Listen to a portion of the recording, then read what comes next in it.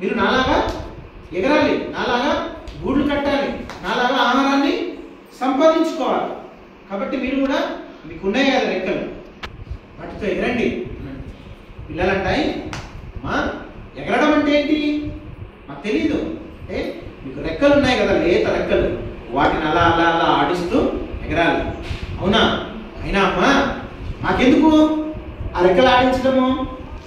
మాకు పొద్దున బ్రేక్ఫాస్ట్ వస్తుంది, మధ్యాహ్నం లంచ్ వస్తుంది, ఈవినింగ్ స్నాక్స్ వస్తున్నాయి, నైట్ డిన్నర్ వస్తుంది. అన్ని నువ్వు తీసుకొస్తున్నావు కదా, మాకు సమృద్ధిని ఇస్తున్నావు. నువ్వు చాలా మంచిదానివి, నీలాంటి తల్లి ప్రపంచంలో లేరు. నువ్వు అన్ని సమకూరుస్తూ వస్తున్నావు, ఇంకేముంది, మాకు ఉన్నావు చాలు, మళ్ళీ ఎగరడం ఎందుకు, ఈ మాట వద్దులే అంటారు. సరే అని కొన్నాళ్ళు అలాగే ఆహారం పెడుతూ మళ్ళీ వచ్చి మీరు ఎగరాలమ్మా అంటే, అమ్మా అదొక్కటి తప్ప మీరు ఏమైనా అడగండి, ఎగరడం ఎందుకు, మాకు బ్రేక్ఫాస్ట్ వస్తుంది, లంచ్ వస్తుంది, స్నాక్స్ వస్తున్నాయి, డిన్నర్ వస్తున్నాయి, ఇంకెందుకు ఎగరడము అంటారు కదా. రోజు ఏం చేస్తుందంటే ఈ పక్షి, ఈ యొక్క పక్షిరాజు మెల్లగా వాటి మీద ఉన్న దూదిని తన ముక్కుతోనే తీసి పడేస్తుంది. పడేసినప్పుడు ఆ గడ్డి అంతా పుచ్చుకుపోతూ ఉంటుంది.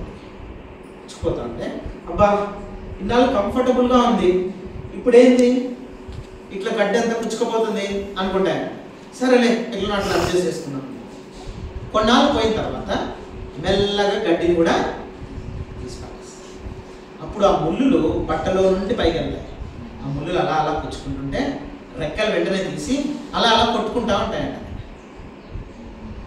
ఆహారం వచ్చిన ప్రతిసారి ఆ గూట్లో పక్షులు రెక్కలు కొట్టడం మొదలు పెడతా ఉంటుంది ఈ పక్షి వచ్చినప్పుడు. ఎందుకు? కదిలినప్పుడు ముళ్ళులు పుచ్చుకుంటా ఉంటాయి, అప్పుడు రెక్కలు ఆడించడం అనేది నేర్చుకుంటా ఉంటాయి. అట్లా తీసుకొస్తా ఉంటాయి.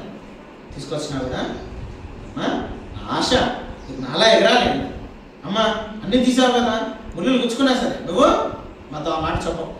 బ్రేక్ఫాస్ట్ వస్తుంది, లంచ్ వస్తుంది, స్నాక్స్ వస్తున్నాయి, డిన్నర్ వస్తుంది, చాలు మా అనుకుంటూ జీవిస్తుంది కదా. చాలాసార్లు మనం కూడా దేవుడు మనకు అన్నీ ఇచ్చినప్పుడు, కంఫర్టబుల్ జోన్లో ఉన్నప్పుడు, దేవా నీ అంత మంచి దేవుడు ఎవరు లేరు, నువ్వే గొప్ప దేవుడు, అసలు నిన్ను